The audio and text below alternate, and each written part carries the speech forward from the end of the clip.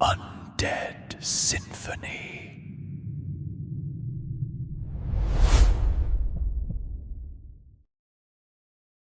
Raise the chalice, though tonight it is not filled with wine, but with breath that trembles in the winter dark.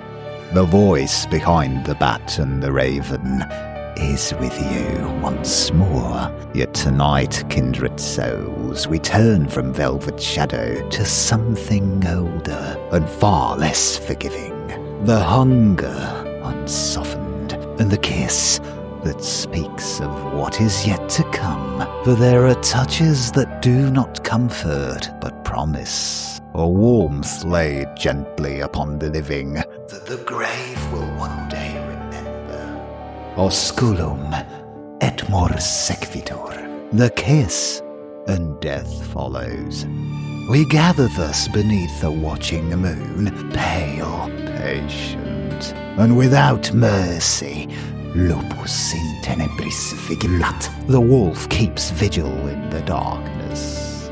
I am the undead preacher, and this is your midnight liturgy. Draw close to the fire if you dare, for beyond its light, something listens. And tonight, that something is The Were-Wolf by Clemence Housman.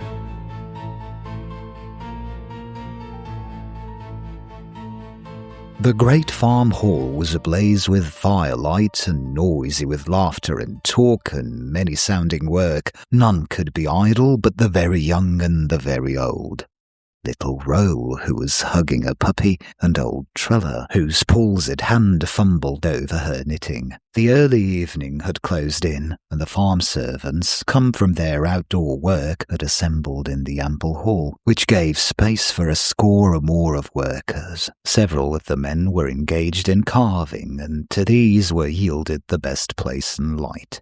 Others made or repaired fishing tackle and harness, and a great seine net occupied 3 pairs of hands. Of the women, most were sorting and mixing either feather and chopping straw to add to it. Looms were there, though not in present use, but 3 wheels whirred emulously, and the finest and swiftest thread of the 3 ran between the fingers of the house-mistress. Near her were some children, busy too, plaiting wicks for candles and lamps. Each group of workers had a lamp in its centre, and those farthest from the fire had live heat from 2 braziers filled with glowing wood embers, replenished now and again from the generous hearth, but the flicker of the great fire was manifest to remotest corners and prevailed beyond the limits of the weaker lights. Little Roll grew tired of his puppy, dropped it incontinently, and made an onslaught on Tyr, the old wolf-hound who basked dozing, whimpering, and twitching in his hunting dreams. Prone went Roll beside Tyr, his young arms round the shaggy neck, his curls against the black jowl. Tyr gave a perfunctory lick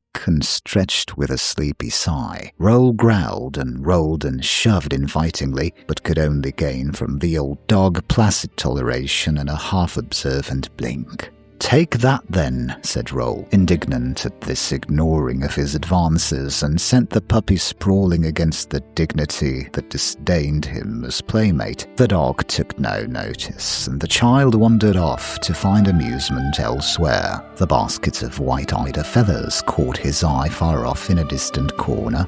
He slipped under the table and crept along on all fours, the ordinary commonplace custom of walking down a room upright not being to his fancy. When close to the women, he lay still for a moment, watching, with his elbows on the floor and his chin in his palms. One of the women, seeing him, nodded and smiled, and presently he crept out behind her skirts and passed, hardly noticed, from one to another, till he found opportunity to possess himself of a large handful of feathers. With these he traversed the length of the room under the table again, and emerged near the spinners. At the feet of the youngest he curled himself round, sheltered by her knees from the observation of the others, and disarmed her of interference by secretly displaying his handful with a confiding smile. A dubious nod satisfied him, and presently he started on the play he had devised. He took a tuft of the white down and gently shook it free of his fingers close to the whirl of the wheel. The wind of the swift motion took it, spun it round in widening circles till it floated above like a slow white moth. Little Roll's eyes danced and the row of his small teeth shone in a silent laugh of delight. Another and another of the white tufts was sent whirling round like a winged thing in a spider's web and floating clear at last. Presently the handful failed. Roll sprawled forward to survey the room and contemplate another journey under the table. His shoulder, thrusting forward, checked the wheel for an instant. He shifted hastily. The wheel flew on with a jerk, and the thread snapped. "Naughty Roll," said the girl. The swiftest wheel stopped also, and the housemistress, Roll's aunt, leaned forward and, sighting the low curly head, gave a warning against mischief and sent him off to old Treller's corner. Roll obeyed, and after a discreet period of obedience, sidled out again down the length of the room, farthest from his aunt's eye. As he slipped in among the men, they looked up to see that their tools might be as far as possible out of reach of Roll's hands and close to their own. Nevertheless, before long he managed to secure a fine chisel and take off its point on the leg of the table. The carver's strong objections to this disconcerted Roll, who for 5 minutes thereafter effaced himself under the table. During this seclusion he contemplated the many pairs of legs that surrounded him and almost shut out the light of the fire. How very odd some of the legs were. Some were curved where they should be straight, some were straight where they should be curved, and, as Roll said to himself, they all seemed screwed on differently. Some were tucked away modestly under the benches, others were thrust far out under the table, encroaching on Roll's own particular domain. He stretched out his own short legs and regarded them critically, and after comparison favourably. Why were not all legs made like his, or like his? These legs, approved by Roll, were a little apart from the rest. He crawled opposite and again made comparison. His face grew quite solemn as he thought of the innumerable days to come before his legs could be as long and strong. He hoped they would be just like those, his models, as straight as to bone, as curved as to muscle. A few moments later, Sweyn of the long legs felt a small hand caressing his foot, and looking down met the upturned eyes of his little cousin Roll. Lying on his back, still softly patting and stroking the young man's foot, the child was quiet and happy for a good while. He watched the movement of the strong deft hands and the shifting of the bright tools. Now and then minute chips of wood puffed off by Sweyn fell down upon his face. At last he raised himself very gently, lest the jog should wake impatience in the carver, and crossing his own legs round Sweyn's ankle, clasping with his arms too, laid his head against the knee. Such act is evidence of a child's most wonderful hero worship. Quite content was Roll, and more than content when Sweyn paused a minute to joke and pat his head and pull his curls. Quiet he remained as long as quiescence is possible to limbs young as his. Sweyn forgot he was near, hardly noticed when his leg was gently released, and never saw the stealthy abstraction of one of his tools. 10 minutes thereafter was a lamentable wail from low on the floor, rising to the full pitch of Roll's healthy lungs, for his hand was gashed across and the copious bleeding terrified him. Then was there soothing and comforting, washing and binding, and modicum of scolding, till the loud outcry sank into occasional sobs, and the child, tear-stained and subdued, was returned to the chimney corner settle where Treller nodded. In the reaction after pain and fright, Roll found that the quiet of that firelit corner was to his mind. Tyr, too, disdained him no longer, but roused by his sobs showed all the concern and sympathy that a dog can by licking and wistful watching. A little shame weighed also upon his spirits. He wished he had not cried quite so much. He remembered how once Sweyn had come home with his arm torn down from the shoulder and a dead bear, and how he had never winced nor said a word, though his lips turned white with pain. Poor little Roll gave another sighing sob over his own faint-hearted shortcomings. The light and motion of the great fire began to tell strange stories to the child, and the wind in the chimney roared a corroborative note now and then. The great black mouth of the chimney, impending high over the hearth, received as into a mysterious gulf murky coils of smoke and brightness of aspiring sparks, and beyond in the high darkness were muttering and wailing and strange doings, so that sometimes the smoke rushed back in panic and curled out and up to the roof and condensed itself to invisibility among the rafters, and then the wind would rage after its lost prey and rush round the house, rattling and shrieking at window and door. In a lull after one such loud gust, Roll lifted his head in surprise and listened. A lull had also come on the babel of talk, and thus could be heard with a strange distinctness a sound outside the door, the sound of a child's voice, a child's hands. "Open, open, let me in," piped the little voice from low down, lower than the handle, and the latch rattled as though a tiptoe child reached up to it, and soft small knocks were struck. One near the door sprang up and opened it. "No one is here," he said. Tyr lifted his head and gave utterance to a howl, loud, prolonged, most dismal. Sweyn, not able to believe that his ears had deceived him, got up and went to the door. It was a dark night. The clouds were heavy with snow that had fallen fitfully when the wind lulled. Untrodden snow lay up to the porch. There was no sight nor sound of any human being. Sweyn strained his eyes far and near only to see dark sky, pure snow, and a line of black fir trees on a hill brow bowing down before the wind. "It must have been the wind," he said, and closed the door. Many faces looked scared. The sound of a child's voice had been so distinct, and the words, "Open, open, let me in." The wind might creak the word or rattle the latch, but could not speak with a child's voice, nor knock with the soft plain blows that a plump fist gives. And the strange unusual howl of the wolfhound was an omen to be feared, be the rest what it might. Strange things were said by one and another, till the rebuke of the housemistress quelled them into far-off whispers. For a time after there was uneasiness, constraint, and silence. Then the chill fear thawed by degrees, and the babble of talk flowed on again. Yet half an hour later a very slight noise outside the door sufficed to arrest every hand, every tongue. Every head was raised, every eye fixed in one direction. "It is Christian, he is late," said Sweyn. "No, no.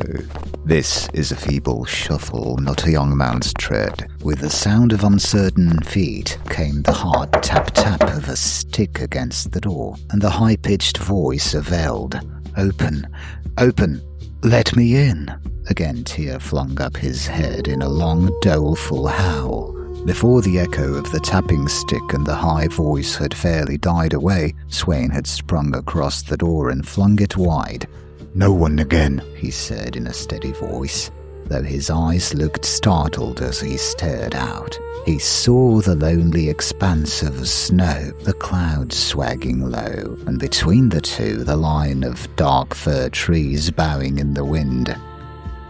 He closed the door without a word of comment and recrossed the room. A score of blanched faces were turned to him as though he must be solver of the enigma. He could not be unconscious of this mute eye-questioning, and it disturbed his resolute air of composure. He hesitated, glanced towards his mother, the housemistress, then back at the frightened folk, and gravely, before them all, made the sign of the cross. There was a flutter of hands as the sign was repeated by all, and the dead silence was stirred as by a huge sigh, for the held breath of many was freed as though the sign gave magic relief. Even the housemistress was perturbed. She left her wheel and crossed the room to her son and spoke with him for a moment in a low tone that none could overhear. But a moment later her voice was high-pitched and loud, so that all might benefit by her rebuke of the heathen chatter of one of the girls. Perhaps she essayed to silence thus her own misgivings and forebodings. No other voice dared speak now with its natural fullness. Low tones made intermittent murmurs, and now and then silence drifted over the whole room. The handling of tools was as noiseless as might be, and suspended on the instant if the door rattled in a gust of wind. After a time, Sweyn left his work, joined the group nearest the door, and loitered there on the pretense of giving advice and help to the unskillful. A man's tread was heard outside in the porch. "Christian," said Sweyn and his mother simultaneously, he confidently, she authoritatively, to set the checked wheels going again. But Tyr flung up his head with an appalling howl. "Open! Open! Let me in!" It was a man's voice, and the door shook and rattled as a man's strength beat against it. Sweyn could feel the planks quivering, as on the instant his hand was upon the door, flinging it open to face the blank porch, and beyond only snow and sky and firs aslant in the wind. He stood for a long minute with the open door in his hand. The bitter wind swept in with its icy chill, but a deadlier chill of fear came swifter and seemed to freeze the beating of hearts. Sweyn stepped back to snatch up a great bearskin cloak. "Sweyn, where are you going?" "No farther than the porch, mother," and he stepped out and closed the door. He wrapped himself in the heavy fur and, leaning against the most sheltered wall of the porch, steeled his nerves to face the devil in all his works. No sound of voices came from within. The most distinct sound was the crackle and roar of the fire. It was bitterly cold. His feet grew numb, but he forbore stamping them into warmth, lest the sound should strike panic within. Nor would he leave the porch, nor print a footmark on the untrodden white that declared so absolutely how no human voices and hands could have approached the door since snow fell 2 hours or more ago. "When the wind drops there will be more snow," thought Sweyn. For the best part of an hour he kept his watch and saw no living thing, heard no unwonted sound. "I will freeze here no longer," he muttered and re-entered. One woman gave a half-suppressed scream as his hand was laid on the latch, and then a gasp of relief as he came in. No one questioned him, only his mother said in a tone of forced unconcern, "Could you not see Christian coming?" as though she were made anxious only by the absence of her younger son. Hardly had Sweyn stamped near to the fire than clear knocking was heard at the door. Tyr leapt from the hearth, his eyes red as the fire, his fangs showing white in the black jowl, his neck ridged and bristling. An overlapping roll ramped at the door, barking furiously. Outside the door, a clear, mellow voice was calling.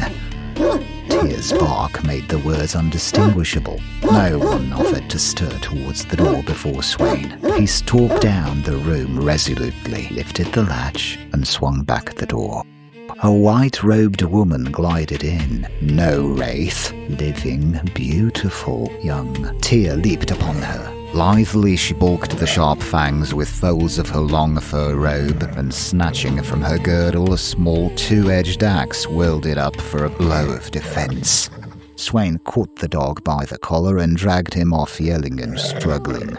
The stranger stood in the doorway motionless, one foot set forward, one arm flung up, till the housemistress hurried down the room, and Sweyn, relinquishing to others the furious Tyr, turned again to close the door and offer excuse for so fierce a greeting. Then she lowered her arm, slung the axe in its place at her waist, loosened the furs about her face, and shook over her shoulders the long white robe, all as it were with a sway of one movement. She was a maiden, tall and very fair. The fashion of her dress was strange, half masculine yet not unwomanly. A fine fur tunic, reaching but little below the knee, was all the skirt she wore. Below were the cross-bound shoes and leggings that a hunter wears. A white fur cap was set low upon the brows, and from its edge strips of fur fell lappet-wise about her shoulders. 2 of these at her entrance had been drawn forward and crossed about her throat, but now, loosened and thrust back, left unhidden long plaits of fair hair that lay forward on shoulder and breast, down to the ivory-studded girdle where the axe gleamed. Sweyn and his mother led the stranger to the hearth without questioning or sign of curiosity, till she voluntarily told her tale of a long journey to distant kindred, a promised guide unmet, and signals and landmarks mistaken. "Alone?" exclaimed Sweyn in astonishment. "Have you journeyed thus far 100 leagues alone?" She answered, "Yes," with a little smile. "Over the hills and the wastes. Why, the folk there are savage and wild as beasts." She dropped her hand upon her axe with a laugh of some scorn. "I fear neither men nor beast. Some few fear me." And then she told strange tales of fierce attack and defence, and of the bold free huntress life she had led. Her words came a little slowly and deliberately, as though she spoke in a scarce familiar tongue. Now and then she hesitated and stopped in a phrase as though for lack of some word. She became the centre of a group of listeners. The interest she excited dissipated in some degree the dread inspired by the mysterious voices. There was nothing ominous about this young, bright, fair reality, though her aspect was strange. Little Roll crept near, staring at the stranger with all his might. Unnoticed, he softly stroked and patted a corner of her soft white robe that reached to the floor in ample folds. He laid his cheek against it caressingly, and then edged up close to her knees. "What is your name?" he asked. The stranger's smile and ready answer as she looked down saved Roll from the rebuke merited by his unmannerly question. "My real name," she said, "would be uncouth to your ears and tongue. The folk of this country have given me another name, and from this," she laid her hand on the fur robe, "they call me Whitefell." Little Roll repeated it to himself, stroking and patting as before.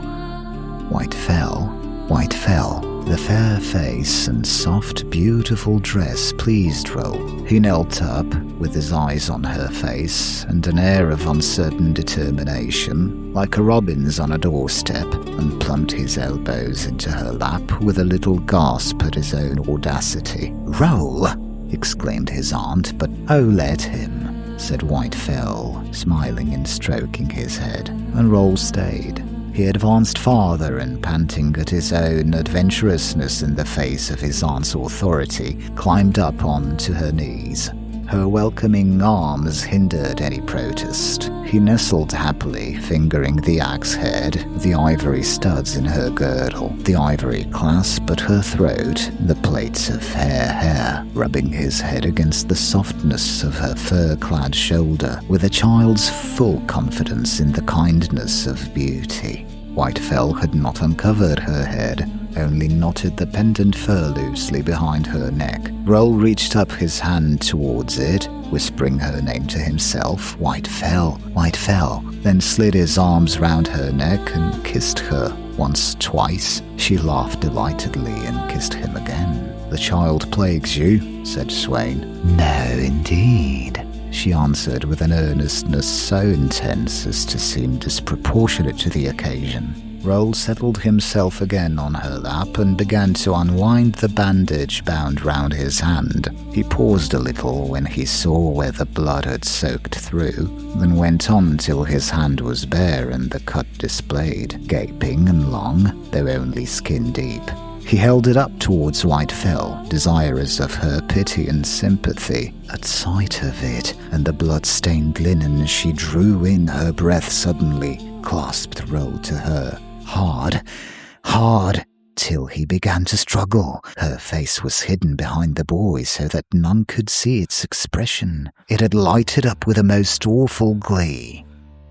Afar, beyond the fir grove, beyond the low hill behind, the absent Christian was hastening his return. From daybreak, he had been afoot, carrying notice of a bear hunt to all the best hunters of the farms and hamlets that lay within a radius of 12 miles. Nevertheless, having been detained till a late hour, he now broke into a run, going with a long, smooth stride of apparent ease that fast made the miles diminish. He entered the midnight blackness of the fir grove with scarcely slackened pace. though the path was invisible, and passing through into the open again, sighted the farm lying a furlong off down the slope. Then he sprang out freely, and almost on the instant gave one great sideways leap and stood still. There in the snow was the track of a great wolf. His hand went to his knife, his only weapon. He stooped, knelt down to bring his eyes to the level of a beast, and peered about. His teeth set, his heart beat a little harder than the pace of his running insisted on. A solitary wolf, nearly always savage and of large size, is a formidable beast that will not hesitate to attack a single man. This wolf track was the largest Christian had ever seen, and so far as he could judge, recently made. It led from under the fir trees down the slope. Well for him, he thought, was the delay that had so vexed him before. Well for him that he had not passed through the dark fir grove when that danger of jaws lurked there.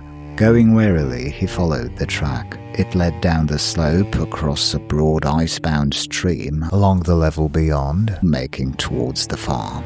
A less precise knowledge had doubted, and guessed that there might have come straying big tear or his like, but Christian was sure, knowing better than to mistake between footmark of dog and wolf.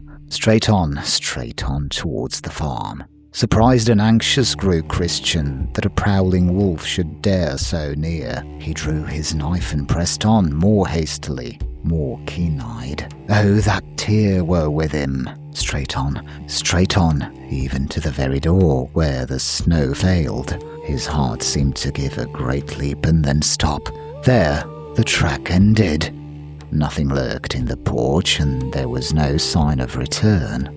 The fir stood straight against the sky, the clouds lay low, for the wind had fallen and a few snowflakes came drifting down. In a horror of surprise, Christian stood dazed a moment. Then he lifted the latch and went in. His glance took in all the old familiar forms and faces, and with them, that of the danger, fur-clad and beautiful. The awful truth flashed upon him. He knew what she was. Only a few were startled by the rattle of the latch as he entered. The room was filled with bustle and movement, for it was the supper hour, when all tills were laid aside and trestles and tables shifted. Christian had no knowledge of what he said and did. He moved and spoke mechanically, half thinking that soon he must wake from this horrible dream. Sweyn and his mother supposed him to be cold and dead tired, and spared all unnecessary questions, and he found himself seated beside the hearth, opposite that dreadful thing that looked like a beautiful girl, watching her every movement, curdling with horror to see her fondle the child roll. Sweyn stood near them both, intent upon White Fell also, but how differently! She seemed unconscious of the gaze of both, neither aware of the chill dread in the eyes of Christian, nor of Sweyn's warm admiration.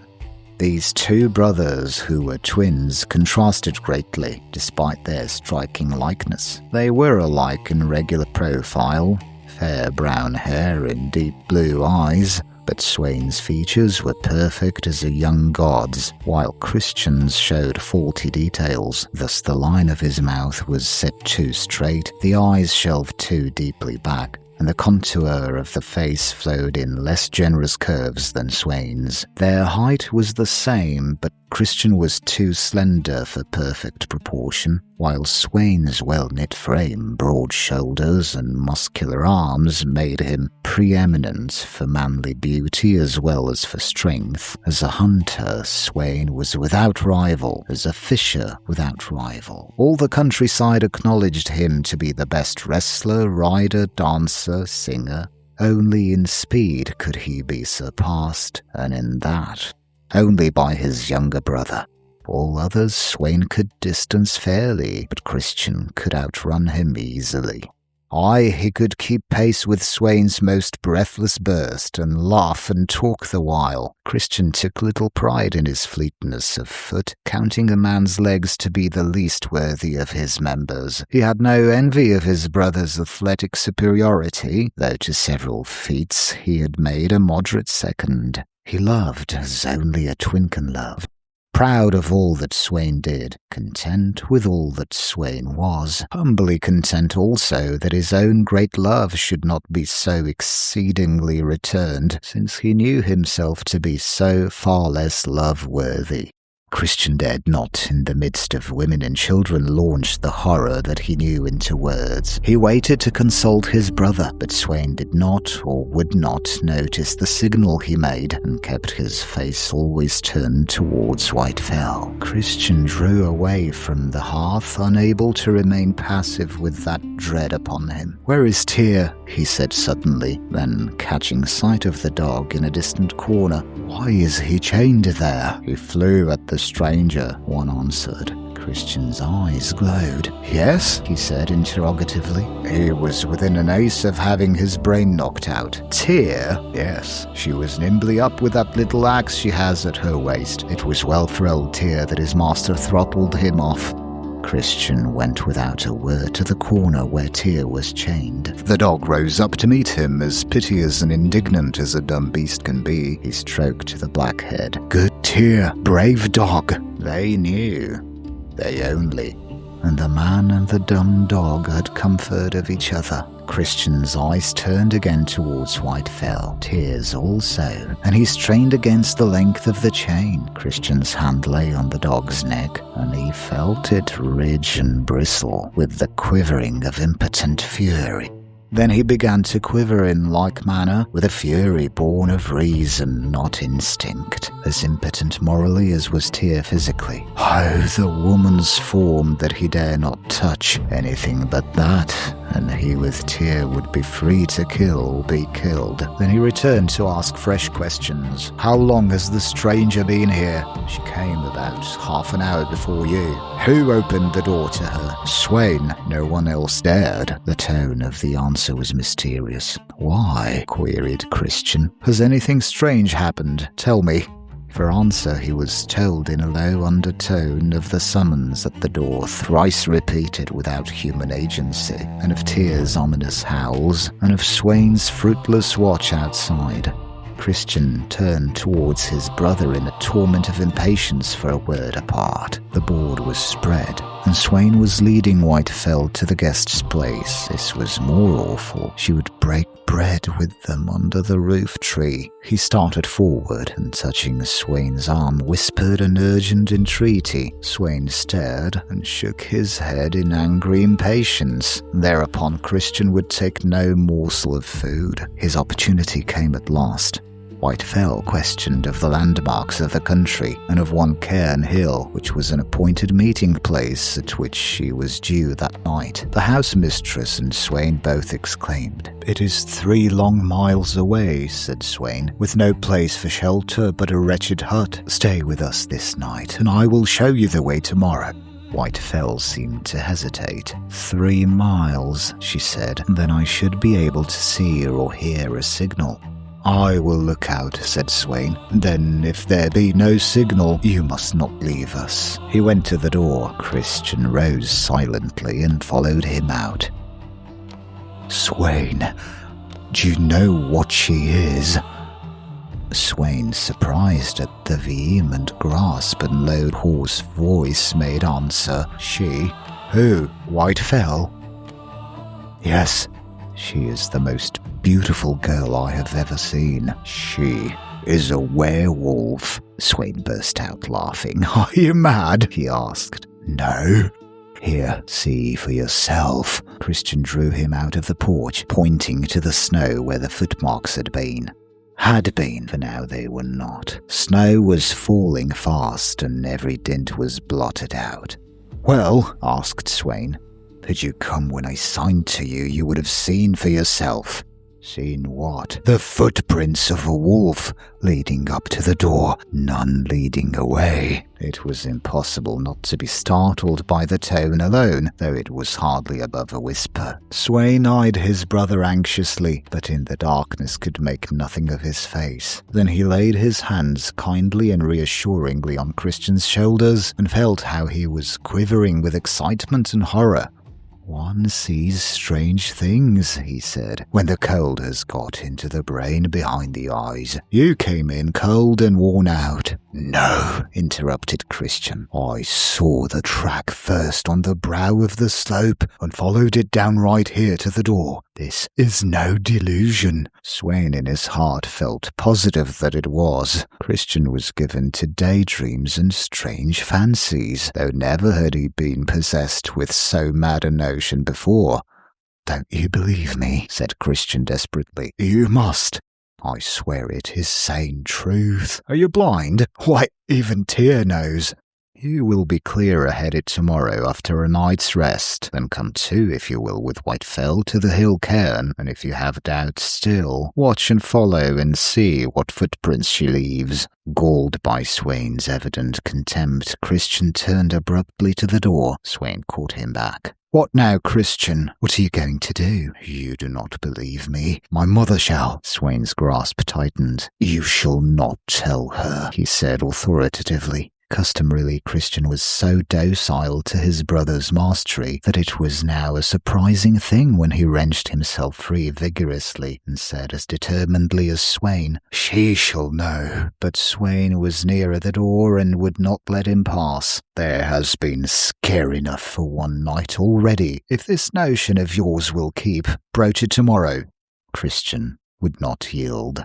"Women are so easily scared," pursued Sweyn, "and are ready to believe any folly without shadow of proof. Be a man, Christian, and fight this notion of a werewolf by yourself."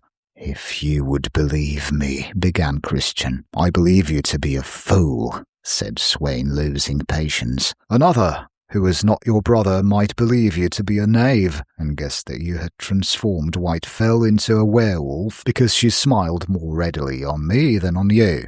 The jest was not without foundation, for the grace of Whitefell's bright looks had been bestowed on him. On Christian, never a whit.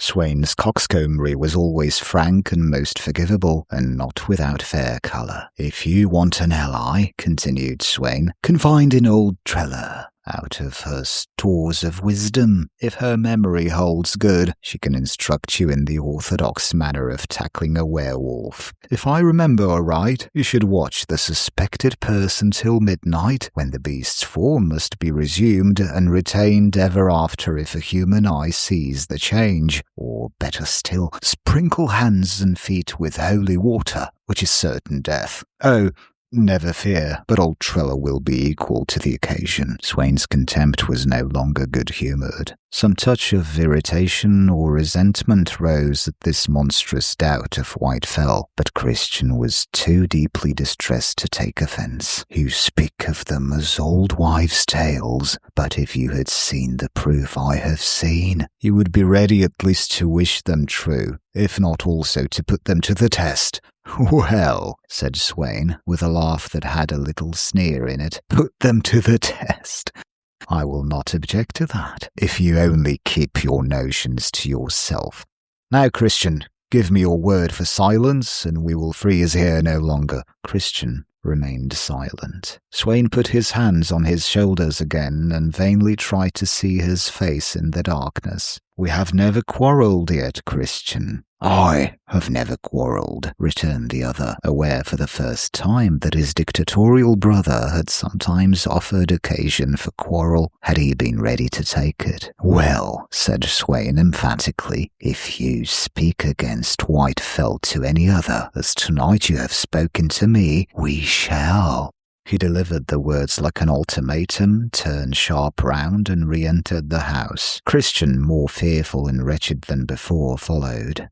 Snow is falling fast. Not a single light is to be seen. Whitefell's eyes passed over Christian without apparent notice and turned bright and shining upon Sweyn. "Nor any signal to be heard?" she queried. "Did you not hear the sound of a sea horn?" "I saw nothing and heard nothing, and signal or no signal, the heavy snow would keep you here perforce." She smiled her thanks beautifully, and Christian's heart sank like lead with a deadly foreboding as he noted what a light was kindled in Sweyn's eyes by her smile.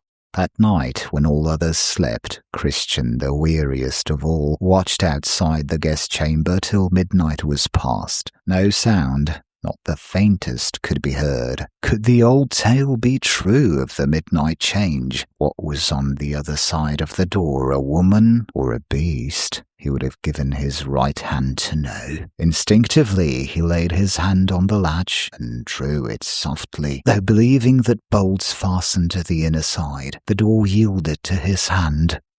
He stood on the threshold. A keen gust of air cut at him. The window stood open. The room was empty, so Christian could sleep with a somewhat lightened heart.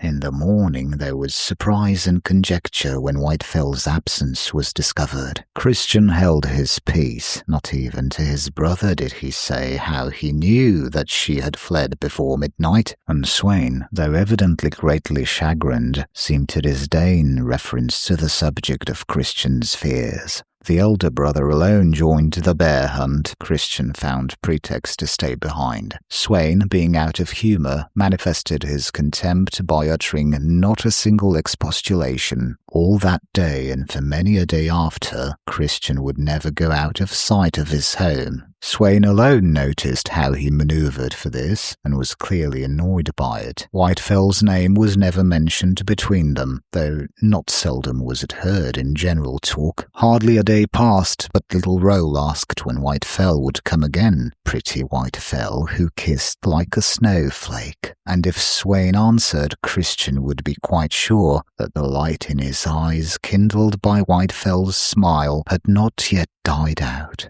Little Roll, naughty, merry, fair-haired little Roll. A day came when his feet raced over the threshold never to return, when his chatter and laugh were heard no more, when tears of anguish were wept by eyes that never would see his bright head again, never again living or dead. He was seen at dusk for the last time escaping from the house with his puppy in freakish rebellion against old Trella. Later, when his absence had begun to cause anxiety, his puppy crept back to the farm, cowed, whimpering and yelping, a pitiful dumb lump of terror without intelligence or courage to guide the frightened search. Roll was never found, nor any trace of him. Where he had perished was never known. How he had perished was known only by an awful guess. A wild beast had devoured him. Christian heard the conjecture, a wolf, and a horrible certainty flashed upon him that he knew what wolf it was. He tried to declare what he knew, but Sweyn saw him start at the words with white face and struggling lips, and guessing his purpose pulled him back and kept him silent, hardly by his imperious grip and wrathful eyes and one low whisper. That Christian should retain his most irrational suspicion against beautiful Whitefell was to Sweyn evidence of a weak obstinacy of mind that would but thrive upon expostulation and argument. But this evident intention to direct the passions of grief and anguish to a hatred and fear of the fair stranger, such as his own, was intolerable, and Sweyn set his will against it. Again Christian yielded to his brother's stronger words and will, and against his own judgment consented to silence. Repentance came before the new moon, the first of the year, was old. Whitefell came again, smiling as she entered, as though assured of a glad and kindly welcome, and in truth there was only one who saw again her fair face and strange white garb without pleasure. Sweyn's face glowed with delight, while Christian's grew pale and rigid as death. He had given his word to keep silence, but he had not thought that she would dare to come again. Silence was impossible. Face to face with that thing, impossible. Irrepressibly, he cried out, "Where is Roll?" Not a quiver disturbed Whitefell's face. She heard, yet remained bright and tranquil. Sweyn's eyes flashed round at his brother dangerously. Among the women some tears fell at the poor child's name, but none caught alarm from its sudden utterance, for the thought of Roll rose naturally. Where was little Roll, who had nestled in the stranger's arms, kissing her and watched for her sins and prattled of her daily? Christian went out silently. One only thing there was that he could do, and he must not delay. His horror overmastered any curiosity to hear Whitefell's smooth excuses and smiling apologies for her strange and uncourteous departure, or her easy tale of the circumstances of her return, or to watch her bearing as she heard the sad tale of little Roe. The swiftest runner of the countryside had started on his hardest race, little less than 3 leagues and back, which he reckoned to accomplish in 2 hours, though the night was moonless and the way rugged. He rushed against the still cold air till it felt like a wind upon his face. The dim homestead sank below the ridges at his back, and fresh ridges of snowlands rose out of the obscure horizon level to drive past him as the stirless air drove and sink away behind into obscure level again. He took no conscious heed of landmarks, not even when all sign of a path was gone under depths of snow. His will was set to reach his goal with an exampled speed, and thither by instinct his physical forces bore him without one definite thought to guide. And the idle brain lay passive, inert, receiving into its vacancy restless siftings of past sights and sounds. Roll, weeping, laughing, playing, coiled in the arms of that dreadful thing. Tear, oh tear. White fangs in the black jowl, the women who wept on the foolish puppy, precious for the child's last touch, footprints from pine wood to door, the smiling face among furs of such womanly beauty, smiling, and Sweyn's face. Sweyn, oh Sweyn, my brother! Sweyn's angry laugh possessed his ear within the sound of the wind of his speed. Sweyn's scorn assailed more quick and keen than the biting cold at his throat, and yet he was unimpressed by any thought of how Sweyn's anger and scorn would rise if this errand were known. Sweyn was a skeptic. His utter disbelief in Christian's testimony regarding the footprints was based upon positive skepticism. His reason refused to bend in accepting the possibility of the supernatural materialized. That a living beast could ever be other than palpably bestial, paw-toothed, shagged, and neared as such was to him incredible. Far more than a human presence could be transformed from its godlike aspect. Upright, free-handed, with brows and speech and laughter, the wild and fearful legends that he had known from childhood and then believed he regarded now as built upon facts distorted, overlaid by imagination and quickened by superstition. Even the strange summons at the threshold that he himself had vainly answered was, after the first shock of surprise, rationally explained by him as malicious foolery on the part of some clever trickster who withheld the key to the enigma. To the younger brother, all life was a spiritual mystery, veiled from his clear knowledge by the density of flesh. Since he knew his own body to be linked to the complex and antagonistic forces that constitute one soul, it seemed to him not impossibly strange that one spiritual force should possess diverse forms for widely various manifestation. Nor to him was it great effort to believe that as pure water washes away all natural foulness, so water, holy by consecration, must needs cleanse God's world from that supernatural evil thing. Therefore, faster than ever man's foot had covered those leagues, he sped under the dark, still night, over the waste, trackless snow ridges to the faraway church, where salvation lay in the holy water stoop at the door. His faith was as firm as any that wrought miracles in days past, simple as a child's wish, strong as a man's will.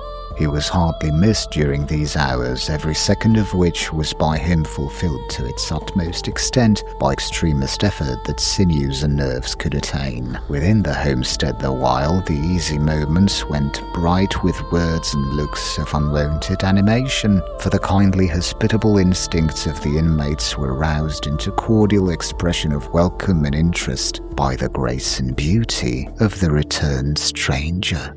But Sweyn was eager and earnest, with more than a host's courteous warmth. The impression that at her first coming had charmed him, that had lived since through memory, deepened now in her actual presence. Sweyn, the matchless among men, acknowledged in this fair white fell a spirit high and bold as his own, and a frame so firm and capable that only bulk was lacking for equal strength. Yet the white skin was moulded most smoothly, without such muscular swelling as made his might evident. Such love as his frank self-love could concede was called forth by an ardent admiration for this supreme stranger. More admiration than love was in his passion, and therefore he was free from a lover's hesitancy and delicate reserve and doubts. Frankly and boldly he courted her favour by looks and tones, and an address that came of natural ease, needless of skill by practice. Nor was she a woman to be wooed otherwise. Tender whispers and sighs would never gain her ear, but her eyes would brighten and shine if she heard of the brave feat, and her prompt hand in sympathy fall swiftly on the axe haft and clasp it hard. That movement ever fired Sweyn's admiration anew. He watched for it, strove to elicit it, and glowed when it came. Wonderful and beautiful was that wrist, slender and steel strong. Also the smooth, shapely hand that curved so fast and firm, ready to deal instant death. Desiring to feel the pressure of these hands, this bold lover schemed with palpable directness, proposing that she should hear how their hunting songs were sung, with a chorus that signalled hands to be clasped. So his splendid voice gave the verses, and as the chorus was taken up, he claimed her hands and even through the easy grip felt, as he desired, the strength that was latent, and the vigour that quickened the very fingertips, as the song fired her, and her voice was caught out of her by the rhythmic swell and rang clear on the top of the closing surge. Afterwards she sang alone. The contrast, or in the pride of swaying moods by her voice, she chose a mournful song that drifted along in a minor chant, sad as a wind that dirges. Oh, let me go.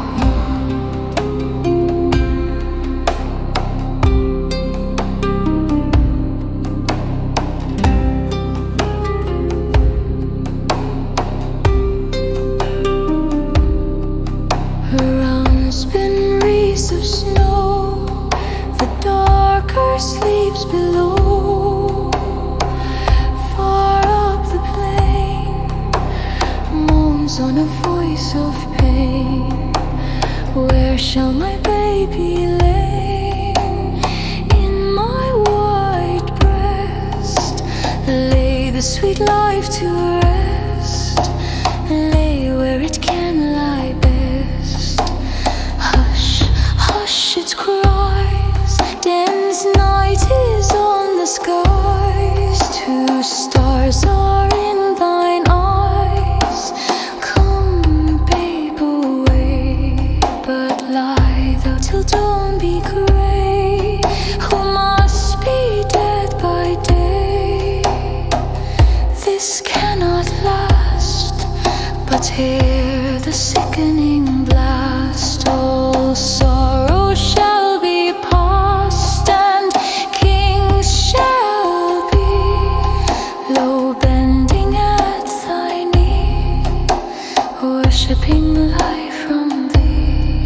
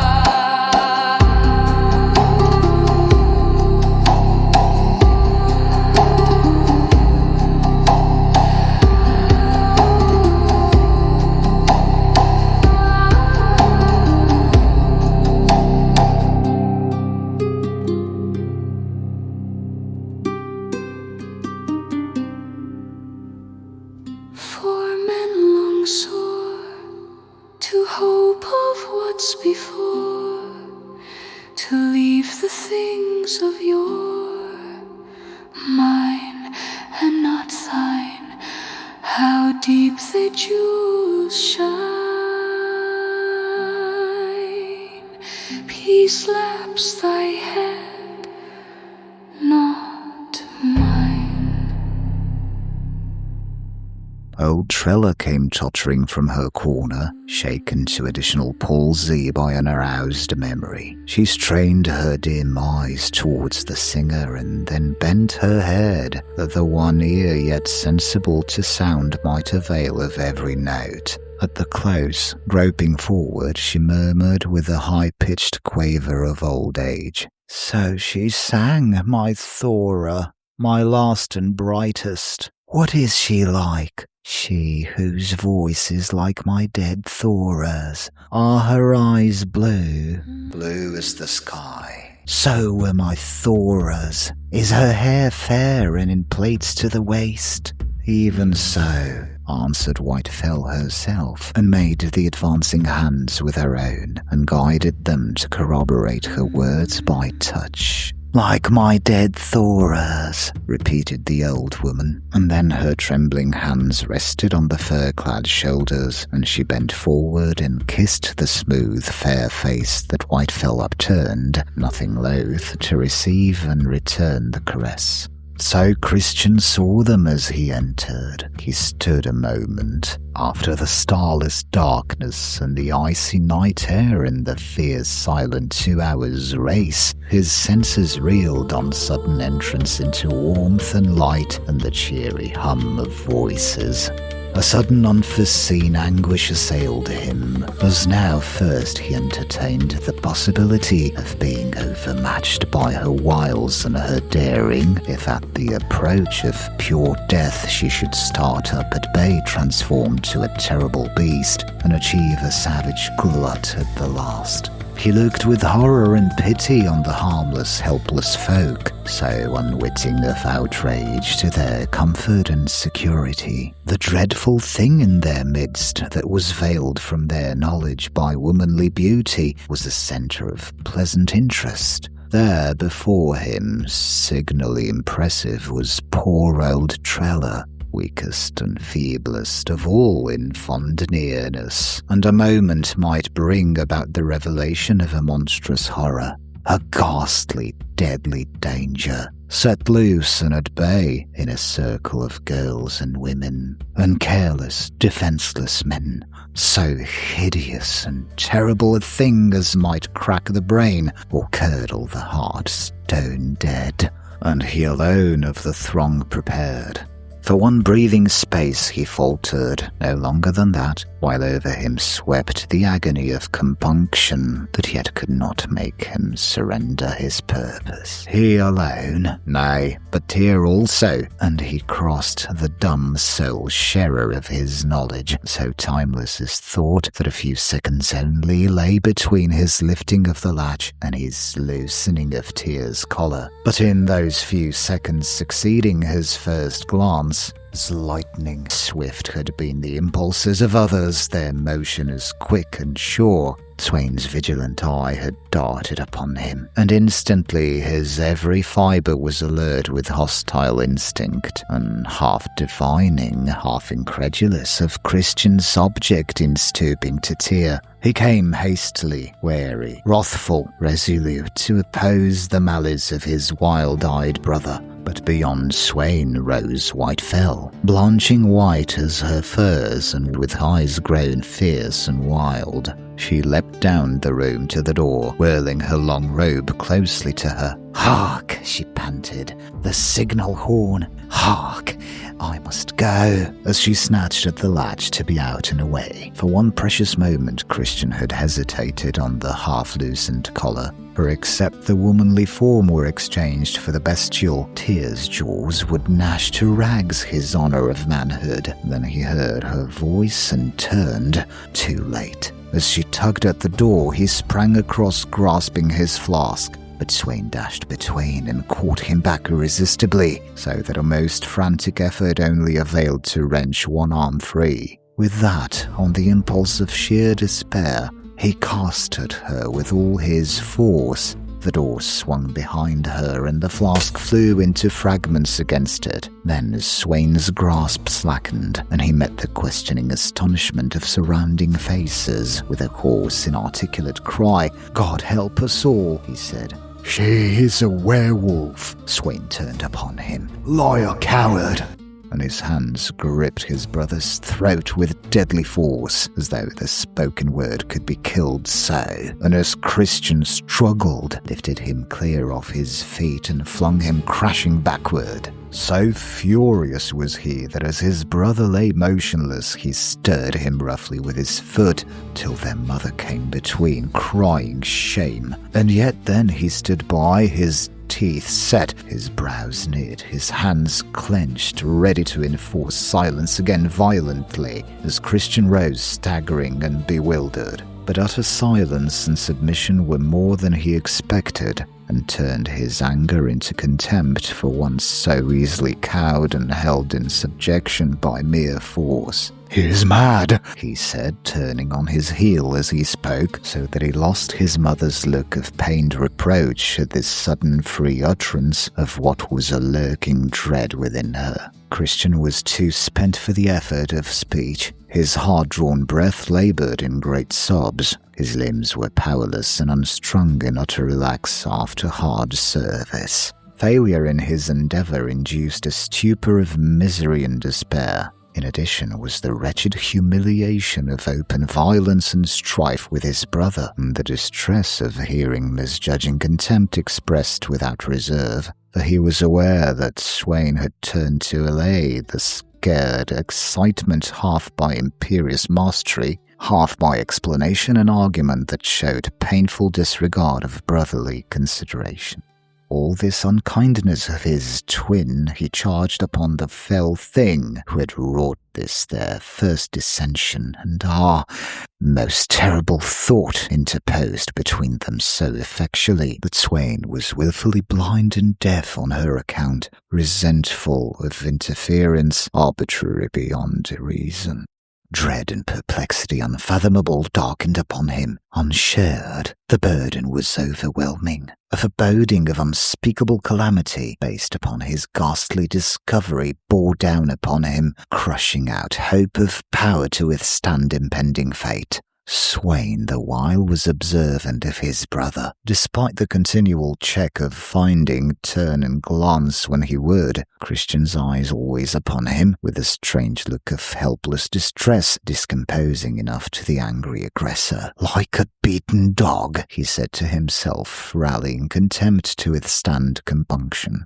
Observation set him wondering on Christian's exhausted condition. The heavy labouring breath and the slack inert fall of the limbs told surely of unusual and prolonged exertion. And then why had close upon 2 hours' absence been followed by open hostility against Whitefell? Suddenly, the fragments of the flask giving a clue, he guessed all, and faced about to stare at his brother in amaze. He forgot that the motive scheme was against Whitefell, demanding derision and resentment from him, that was swept out of remembrance by astonishment and admiration for the feat of speed and endurance. In eagerness to question, he inclined to attempt a generous part and frankly offer to heal the breach. But Christian's depression and sad following gaze provoked him to self-justification by recalling the offence of that outrageous utterance against Whitefell,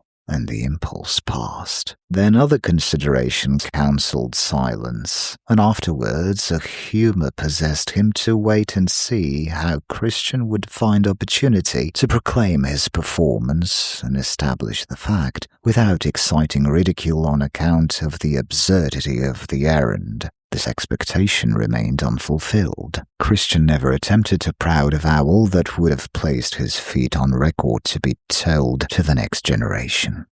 That night, Sweyn and his mother talked long and late together, shaping into certainty the suspicion that Christian's mind had lost its balance, and discussing the evident cause. For Sweyn, declaring his own love for Whitefell, suggested that his unfortunate brother, with a like passion, they being twins in loves as in birth, had through jealousy and despair turned from love to hate, until reason failed at the strain, and a craze developed, which the malice and treachery of madness made a serious and dangerous force.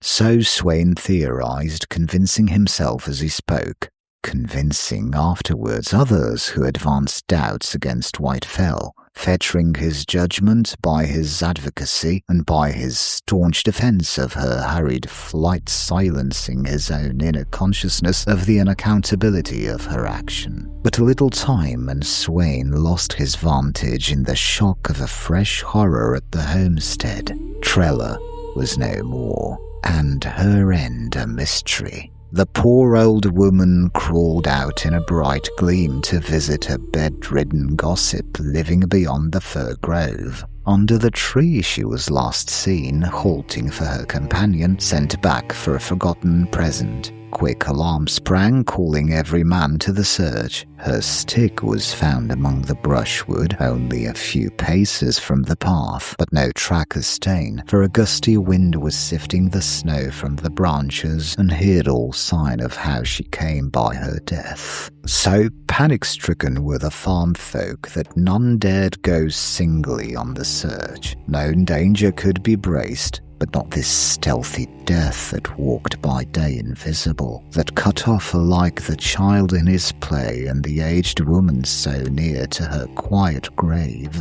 Roll she kissed, Trella she kissed, so rang Christian's frantic cry again and again, till Sweyn dragged him away and strove to keep him apart, albeit in his agony of grief and remorse he accused himself wildly as unanswerable for the tragedy, and gave clear proof that the charge of madness was well-founded, if strange looks and desperate incoherent words were evidence enough. But thenceforward all Sweyn's reasoning and mastery could not uphold Whitefell above suspicion. He was not called upon to defend her from accusation when Christian had been brought to silence again, but he well knew the significance of this fact, that her name, formerly uttered freely and often, he never heard now. It was huddled away into whispers that he could not catch. The passing of time did not sweep away the superstitious fears that Sweyn despised. He was angry and anxious, eager that Whitefell should return and merely by her bright gracious presence reinstate herself in favour, but doubtful if all his authority and example could keep from her notice an altered aspect of welcome, and he foresaw clearly that Christian would prove unmanageable and might be capable of some dangerous outbreak.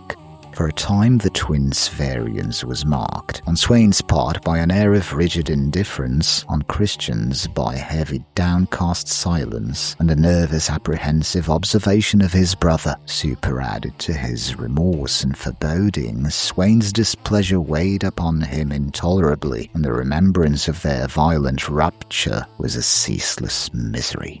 The elder brother, self-sufficient and insensitive, could little know how deeply his unkindness stabbed. A depth and force of affection such as Christian's was unknown to him. The loyal subservience that he could not appreciate had encouraged him to domineer. This strenuous opposition to his reason and will was accounted as furious malice, if not sheer insanity. Christian surveillance galled him incessantly, an embarrassment and danger he foresaw as the outcome. Therefore, that suspicion might be lulled, he judged it wise to make overtures for peace. Most easily done. A little kindness, a few evidences of consideration, a slight return of the old brotherly imperiousness, and Christian replied by a gratefulness and relief that might have touched him had he understood all, but instead increased his secret contempt. So successful was this finesse that when late on a day a message summoning Christian to a distance was transmitted by Sweyn, no doubt of its genuineness occurred. When his errand proved useless, he set out to return. Mistake or misapprehension was all that he surmised. Not till he sighted the homestead lying low between the night-grey snow ridges did vivid recollection of the time when he had tracked that horror to the door rouse an intense dread, and with it a hardly defined suspicion. His grasp tightened on the bear spear that he carried as a staff. Every sense was alert, every muscle strung. Excitement urged him on. Caution checked him, and the two governed his long stride swiftly, noiselessly, to the climax he felt was at hand. As he drew near to the outer gates, a light shadow stirred and went, as though the grey of the snow had taken detached motion. A darker shadow stayed and faced Christian, striking his lifeblood chill with utmost despair. Sweyn stood before him, and surely the shadow that went was White Fell. They had been together. Close. Had she not been in his arms, near enough for lips to meet?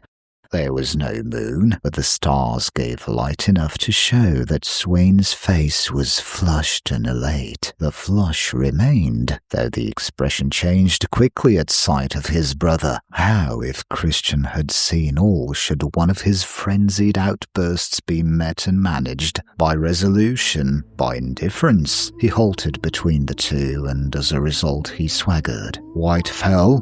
questioned Christian, hoarse and breathless. "Yes." Sweyn's answer was a query, with an intonation that implied he was clearing the ground for action. From Christian came, "Have you kissed her?" Like a bolt direct, staggering Sweyn by its sheer prompt temerity. He flushed yet darker, and yet half smiled over this earnest of success he had won. Had there been really between himself and Christian the rivalry that he imagined? His face had enough of the insolence of triumph to exasperate jealous rage. "You dare ask this?" "Sweyn, who's Sweyn? I must know." "You have." The ring of despair and anguish in his tone angered Sweyn, misconstruing it. Jealousy urging to such presumption was intolerable. "Mad fool," he said, constraining himself no longer. "Win for yourself a woman to kiss. Leave mine without question. Such an one as I should desire to kiss is such an one as shall never allow to kiss you." Then Christian fully understood his supposition. I, he cried. "White Fell? That deadly thing." "Sweyn, are you blind? Mad? I would save you from her. A werewolf." Sweyn maddened again at the accusation. A dastardly way of revenge as he conceived, and instantly, for the second time, the brothers were at strife violently. But Christian was now too desperate to be scrupulous, for a dim glimpse had shot a possibility into his mind, and to be free to follow it. The striking of his brother was a necessity. Thank God he was armed, and so Sweyn's equal. Facing his assailant with a bear spear, he struck up his arms, and with the butt end hit hard so that he fell. The matchless runner leapt away on the instant to follow a forlorn hope. Sweyn, on regaining his feet, was as amazed as angry at this unaccountable flight. He knew in his heart that his brother was no coward, and that it was unlike him to shrink from an encounter because defeat was certain, and cruel humiliation from a vindictive victor probable. Of the uselessness of pursuit he was well aware. He must abide his chagrin, content to know that his time for advantage would come. Since White Fell had parted to the right, Christian to the left, the event of a sequent encounter did not occur to him. And now Christian, acting on the dim glimpse he had had, just as Sweyn turned upon him, of something that moved against the sky along the ridge behind the homestead, was staking his only hope on a chance and his own superlative speed. If what he saw was really White Fell, he guessed she was bending her steps towards the open wastes, and there was just a possibility that by a straight dash and a desperate perilous leap over over a sheer bluff. He might yet meet her or head her, and then he had no further thought. It was past the quick, fierce race and the chance of death at the leap, and he halted in a hollow to fetch his breath and to look. Did she come? Had she gone? She came. She came with a smooth, gliding, noiseless speed that was neither walking nor running. Her arms were folded in her furs that were drawn tight about her body. The white lappets from her head were wrapped and knotted closely beneath her face. Her eyes were set on a far distance. So she went till the even sway of her going was startled to a pause by Christian. Fell. She drew a quick, sharp breath at the sound of her name thus mutilated and faced Sweyn's brother. Her eyes glittered, her upper lip was lifted and showed the teeth. The half of her name, impressed with an ominous sense as uttered by him, warned her of the aspect of a deadly foe. Yet she cast loose her robes till they trailed ample and spoke as a mild woman. What would you? Then Christian answered with his solemn, dreadful accusation. You kissed Roll, and Roll is dead. You kissed Trella, she is dead. You have kissed Sweyn, my brother. But he shall not die.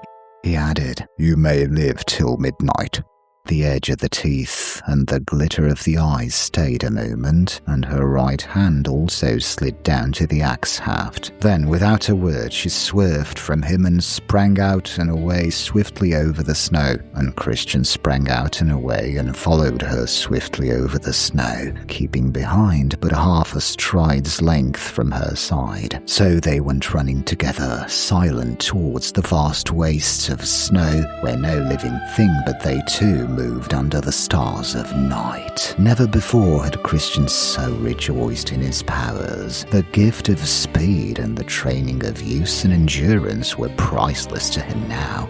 Though midnight was hours away, he was confident that go where that fell thing would, hasten as she would not outstrip him nor escape from him. Then when came the time for transformation, when the woman's form made no longer a shield against a man's hand, he could slay or be slain to save Sweyn. He had struck his dear brother in dire extremity, but he could not, though reason urged, strike a woman. For 1 mile, for 2 miles they ran, Whitefell ever foremost, Christian ever at equal distance from her side, so near that now and again her outflying furs touched him. She spoke no word, nor he. She never turned her head to look at him, nor swerved to evade him, but with set face looking forward, sped straight on, over rough, over smooth, aware of his nearness by the regular beat of his feet and the sound of his breath behind. In a while she quickened her pace. From the first, Christian had judged of her speed as admirable, yet with exulting security in his own excelling and enduring whatever her efforts. But when the pace increased, he found himself put to the test as never had he been before in any race. Her feet indeed flew faster than his. It was only by his length of stride that he kept his place at her side, but his heart was high and resolute, and he did not fear failure yet, so the desperate race flew on. Their feet struck up the powdery snow, their breath smoked into the sharp, clear air, and they were gone before the air was cleared of snow and vapour. Now and then Christian glanced up to judge, by the rising of the stars, of the coming midnight. So long, Whitefell held on without slack. She, it was evident, with confidence in her speed proving matchless, as resolute to outrun her pursuer as he to endure till midnight and fulfill his purpose. And Christian held on, still self-assured. He could not fail. He would not fail. To avenge Roll and Trella was motive enough for him to do what man could do, but for Sweyn more. She had kissed Sweyn, but he should not die too. With Sweyn to save, he could not fail. Never before was such a race as this. No, not when in old Greece man and maid raced together with two fates at stake, for the hard running was sustained unabated, while star after star rose and went wheeling up towards midnight for 1 hour, for 2 hours. Then Christian saw and heard what shot him through with fear. Where a fringe of trees hung round a slope, he saw something dark moving and heard a yelp, followed by a full horrid cry, and the dark spread out upon the snow, a pack of wolves in pursuit. Of the beasts alone he had little cause for fear. At the pace he held, he could distance them, 4-footed though they were. But of Whitefell's wiles he had infinite apprehension. For how might she not avail herself of the savage jaws of these wolves, akin as they were to half her nature? She vouchsafed to them nor look nor sign, but Christian, on an impulse to assure himself that she should not escape him, caught and held to the back-flung edge of her furs, running still. She turned like a flash with a beastly snarl, teeth and eyes gleaming again. Her axe shone on the upstroke, on the downstroke, as she hacked at his hand. She had lopped it off at the wrist, but that he parried with the bear spear. Even then she shore through the shaft and shattered the bones of the hand at the same blow, so that he loosed perforce. Then again they raced on as before, Christian not losing a pace, though his left hand swung useless, bleeding and broken. The snarl, indubitable, though modified from a woman's organs, the vicious fury revealed in teeth and eyes, the sharp arrogant pain of her maiming blow, caught away Christian's heed of the beasts behind. By striking into him close vivid realization of the infinitely greater danger that ran before him in that deadly thing. When he bethought him to look behind, lo, the pack had but reached their tracks, and instantly slunk aside, cowed, the yell of pursuit changing to yelps and whines. So abhorrent was that fell creature to beast as to man. She had drawn her furs more closely to her, disposing them so that instead of flying loose to her heels, no drapery hung lower than her knees, and this without a check to her wonderful speed, nor embarrassment by the cumbering of the folds. She held her head as before, her lips were firmly set, only the tense nostrils gave her breath, not a sign of distress witnessed to the long sustaining of that terrible speed. But on Christian by now the strain was telling palpably.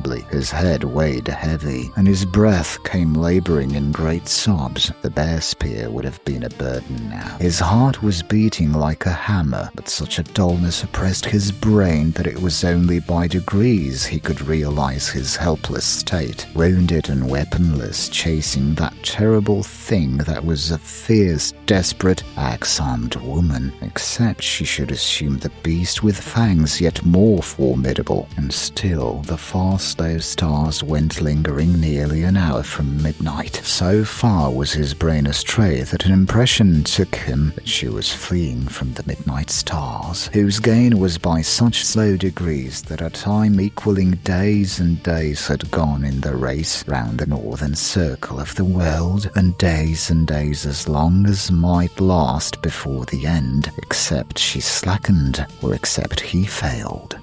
But he would not fail yet. How long had he been praying so? He had started with a self-confidence and reliance that had felt no need for that aid, and now it seemed the only means by which to restrain his heart from swelling beyond the compass of his body, by which to cherish his brain from dwindling and shrivelling quite away. Some sharp-toothed creature kept tearing and dragging on his maimed left hand. He never could see it. He could not shake it off. But he prayed it off at times. The clear stars before him took to shuddering, and he knew why. They shuddered at sight of what was behind him. He had never divined before that strange things hid themselves from men under pretense of being snow-clad mounds or swaying trees. But now they came slipping out from their harmless covers to follow him, and mock at his impotence to make a kindred thing resolve to truer form. He knew the air behind him was thronged. He heard the hum of innumerable murmurings together, but his eyes could never catch them. They were too swift and nimble. Yet he knew they were there, because on a backward glance he saw the snow mound surge as they grovelled flatlings out of sight. He saw the trees reel as they screwed themselves rigid past recognition among the boughs. And after such glance the stars for a while returned to steadfastness, and an infinite stretch of silence froze upon the chill grey world, only deranged by the swift even beat of the flying feet, and his own slower from the longer stride and the sound of his breath. And for some clear moments he knew that his only concern was to sustain his speed regardless of pain and distress, to deny with every nerve he had her power to outstrip him, or to widen the space between them till the stars crept up to midnight. Then out again would come that crowd invisible, humming and hustling behind, dense and dark enough, he knew, to blot out the stars at his back, yet ever skipping and jerking from his sight. A hideous check came to the race. Whitefell swirled about and leapt to the right, and Christian, unprepared for so prompt a lurch, found close at his feet a deep pit yawning, and his own impetus past control. But he snatched at her and he bore past, clasping her right arm with his one whole hand, and the two swung together upon the brink. And her straining away in self-preservation was vigorous enough to counterbalance his headlong impulse, and brought them reeling together to safety. Then, before he was verily sure that they were not to perish so, crashing down, he saw her gnashing in wild pale fury as she wrenched to be free, and since her right hand was in his grasp, used her axe left-handed, striking back at him. The blow was effectual enough even so. His right arm dropped powerless, gashed, and with the lesser bone broken, that jarred with horrid pain when he let it swing as he leapt out again, and ran to recover the few feet she had gained from his pause at the shock. The near escape and this new quick pain made again every faculty alive and intense. He knew that what he followed was most surely death animate. Wounded and helpless, he was utterly at her mercy, if so she should realize and take action, hopeless to avenge, hopeless to save. His very despair for Sweyn swept him on to follow, unfollow, and precede the kiss, doomed to death. Could he yet fail to hunt that thing past midnight, out of the womanly form, alluring and treacherous, into lasting restraint of the bestial, which was the last shred of hope left from the confident purpose of the outset? Sweyn, Sweyn, oh Sweyn, he thought he was praying, though his heart wrung out nothing but this. Sweyn, Sweyn, oh Sweyn. The last hour from midnight had lost half its quarters, and the stars went lifting up the great minutes. And again his greatening heart and his shrinking brain and the sickening agony that swung at either side conspired to appall the will that had only seeming empire over his feet. Now Whitefell's body was so closely enveloped that not a lap nor an edge flew free. She stretched forward strangely aslant, leaning from the upright poise of a runner. She cleared the ground at times by long bounds, gaining an increase of speed that Christian agonized to equal, because the stars pointed that the end was nearing. The black brood came behind again and followed, noising. Ah, if they could but be kept quiet and still, nor slip their usual harmless masks to encourage with their interest the last speed of their most deadly congener. What shape had they, should he ever know, if it were not that he was bound to compel the fell thing that ran before him into her truer form? He might face about and follow them. No, not so. If he might do anything but what he did, race, and racing bare this agony, he would just stand still and die to be quit of the pain of breathing. He grew bewildered, uncertain of his own identity, doubting of his own true form. He could not be really a man, no more than that running thing was really a woman. His real form was only hidden under embodiment of a man, but what it was, he did not know, and Sweyn's real form he did not know. Sweyn lay fallen at his feet, where he had struck him down, his own brother. He stumbled over him, and had to overleap him and race harder because she who had kissed Sweyn leapt so fast. Sweyn! Sweyn! Oh, Sweyn!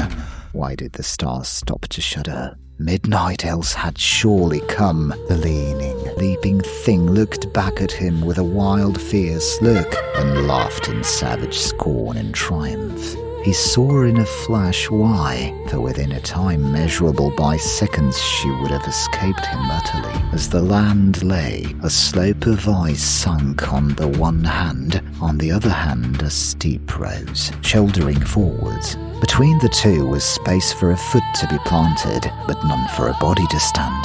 Yet a juniper bough thrusting out gave a handhold secure enough for one with a resolute grasp to swing past the perilous place and pass on safe. Though the first seconds of the last moment were going, she dared to flash back a wicked look and laugh at the pursuer who was impotent to grasp. The crisis struck convulsive life into his last supreme effort. His will surged up indomitable. His speed proved matchless yet. He leapt with a rush past her before her laugh had time to go out and turned short, barring the way and braced to withstand her. She came hurling desperate, with a feint to the right hand, and then launched herself upon him with a spring like a wild beast when it leaps to kill. And he, with one strong arm and a hand that could not hold, with one strong hand and an arm that could not guide and sustain, he caught and held her even so, and they fell together. And because he felt his whole arm slipping, and his whole hand loosing, to slack the dreadful agony of the wrenched bone above, he caught and held with his teeth the tunic at her knee, as she struggled up and wrung off his hands to overleap him victorious. Like lightning she snatched her axe and struck him on the neck deep. Once, twice, his lifeblood gushed out, staining her feet. The stars touched midnight. The death scream he heard was not his, for his set teeth had hardly yet relaxed when it rang out, and the dreadful cry began with a woman's shriek, and changed and ended as the yell of a beast. And before the final blank overtook his dying eyes, he saw that she gave place to it. He saw more, that life gave place to death. Causelessly, incomprehensibly, for he did not presume that no holy water could be more holy, more potent to destroy an evil thing than the lifeblood of a pure heart poured out for another in free-willing devotion. His own true hidden reality that he had desired to know grew palpable, recognizable. It seemed to him just this, a great glad abounding hope that he had saved his brother, too expansive to be contained by the limited form of a soul man. It yearned for a new embodiment, infinite as the stars. What did it matter to that true reality that the man's brain shrank till it was nothing, that the man's body could not retain the huge pain of his heart, and heaved it out through the red exit, riven at the neck, that the black noise came again hurtling from behind, reinforced by that dissolved shape, and blotted out forever the man's sight, hearing, sense. In the early grey of day, Sweyn chanced upon the footprints of a man, of a runner, as he saw by the shifted snow, and the direction they had taken aroused curiosity, since a little farther their line must be crossed by the edge of a sheer height. He turned to trace them, and so doing, the length of the stride struck his attention, a stride long as his own if he ran. He knew he was following Christian. In his anger, he had hardened himself to be indifferent to the night-long absence of his brother. But now, seeing where the footsteps went, he was seized with compunction and dread. He had failed to give thought and care to his poor frantic twin, who might, or was it possible, have rushed to a frantic death. His heart stood still when he came to the place where the leap had been taken. A piled edge of snow had fallen too, and nothing but snow lay below when he peered. Along the upper edge he ran for a furlong, till he came to a dip where he could slip and climb down, and then back again on the lower level of the pile of fallen snow. There he saw that the vigorous running had started afresh. He stood pondering, vexed that any man should have taken that leap where he had not ventured to follow, vexed that he had been beguiled to such painful emotions. Guessing vainly at Christian's object in this mad freak, he began sauntering along, half unconsciously following his brother's track. And so, in a while, he came to the place where the footprints were doubled. Small prints were these others, small as a woman's, though the pace from one to another was longer than that which the skirts of women allow. Did not White Fell tread so? A dreadful guess appalled him, so dreadful that he recoiled from belief. Yet his face grew ashy white, and he gasped to fetch back motion to his checked heart. Unbelievable. Closer attention showed how the smaller footfall had altered for greater speed, striking into the snow with a deeper, uncertain, and lighter pressure on the heels. Unbelievable.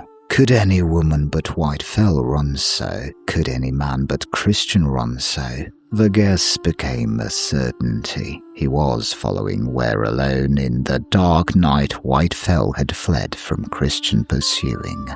Such villainy set heart and brain on fire with rage and indignation. Such villainy in his own brother, till lately love-worthy, praiseworthy, though a fool for meekness. He would kill Christian. Had he lives many as the footprints he had trodden, vengeance should demand them all. In a tempest of murderous hate, he followed on in haste, for the track was plain enough, starting with such a burst of speed as could not be maintained, but brought him back soon to a plod for the spent, sobbing breath to be regulated. He cursed Christian aloud and called Whitefell's name on high in a frenzied expense of passion. His grief itself was a rage, being such an intolerable anguish of pity and shame at the thought of his love.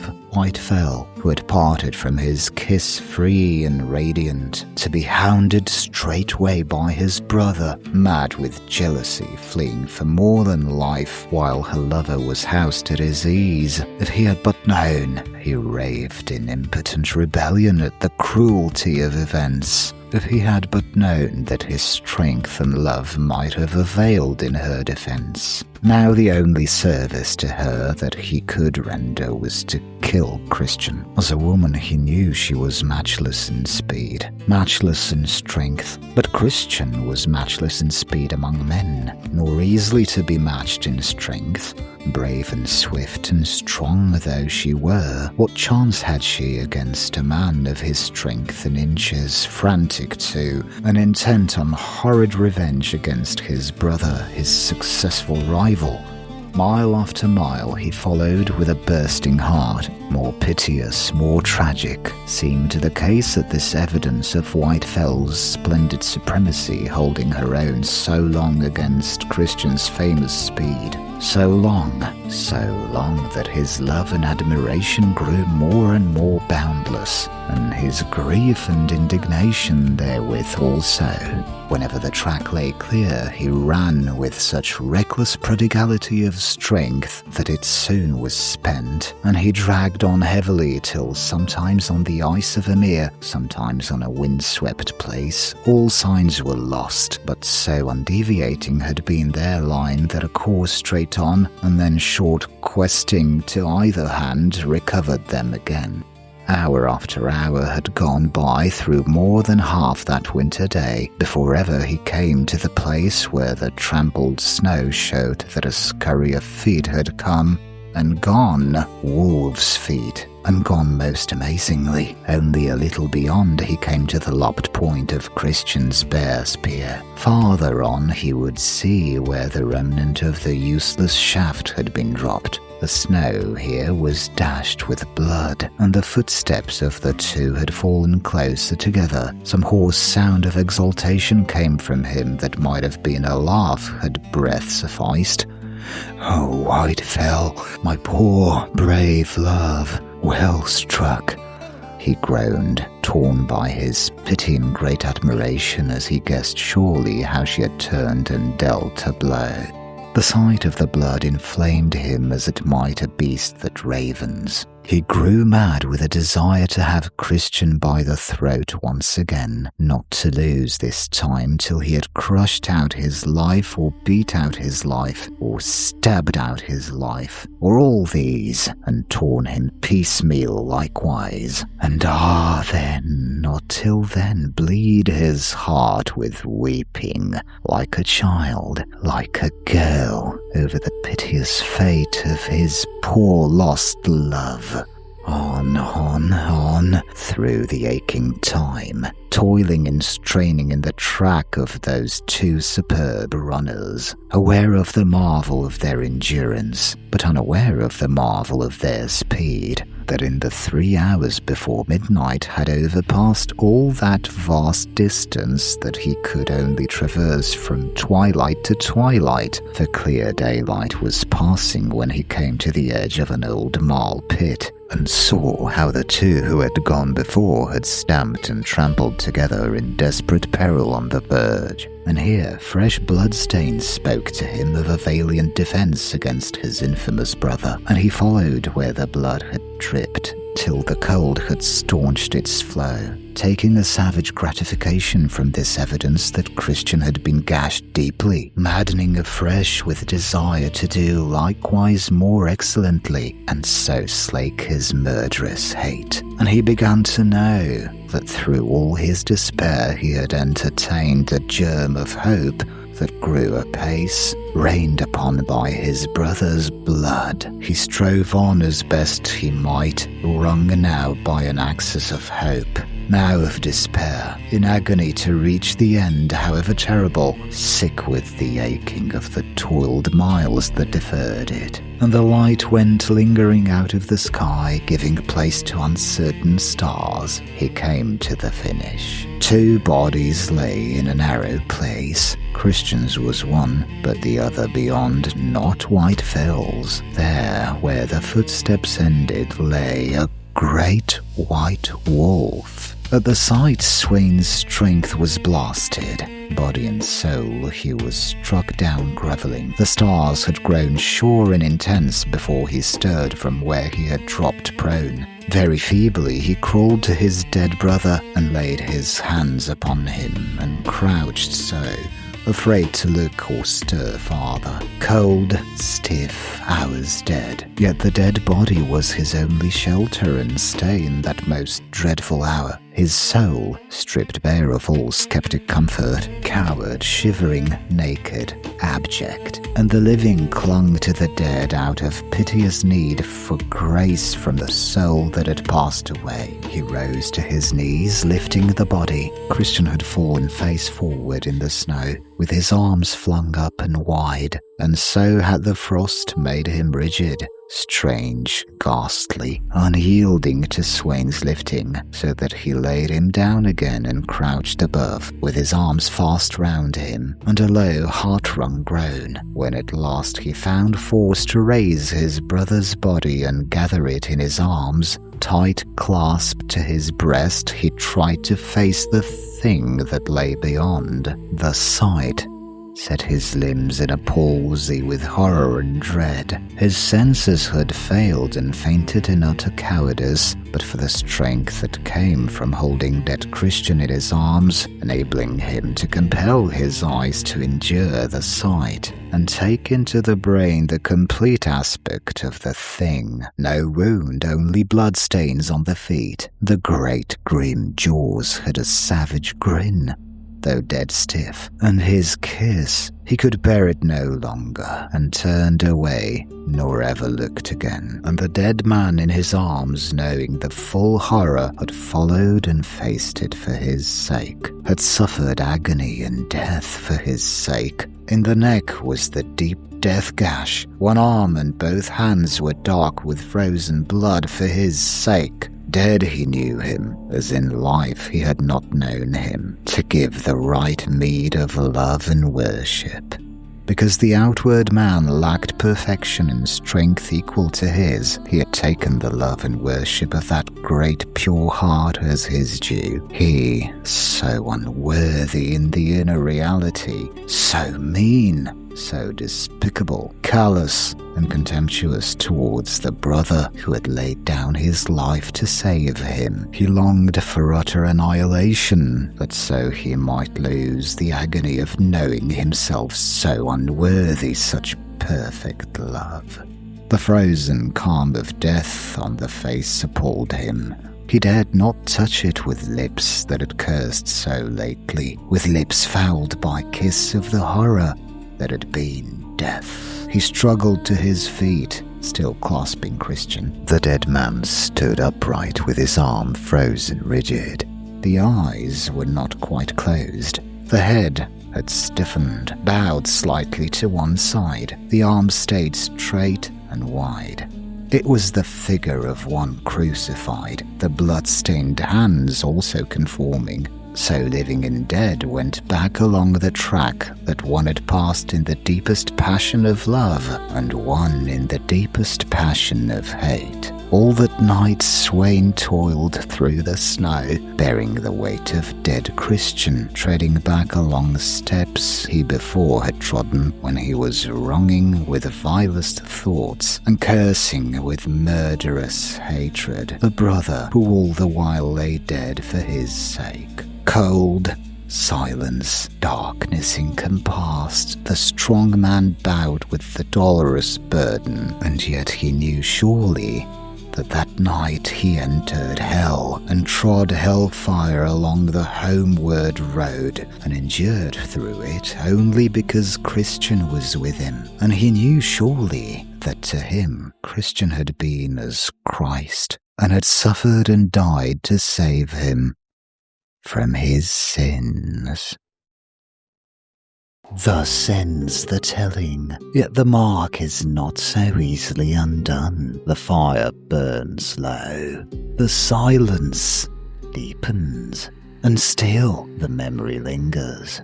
A touch, a glance, a kiss, once given, and somewhere beyond the veil of night, something remembers it still.